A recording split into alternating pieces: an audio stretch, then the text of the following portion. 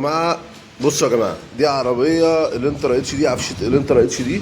زي ما انتم شايفين الصدى ده بعد التنظيف، الصدى بتاع القنطره خالص، حوار القنطره عشان القنطره دي فيها كسر من هنا اهو زي ما انتم شايفين اهو، من على الودن ده اهي، ودني اللي ماسكه الميزان اهي، اللي ماسكه القفيز، الشداده ابو بيضه زي ما انتم شايفين. الصدى كلها، الصدى كل ده هننضفه بالفرشه زي ما نضفنا دي كده، وهنرشه ونرجعه جديد ان شاء الله.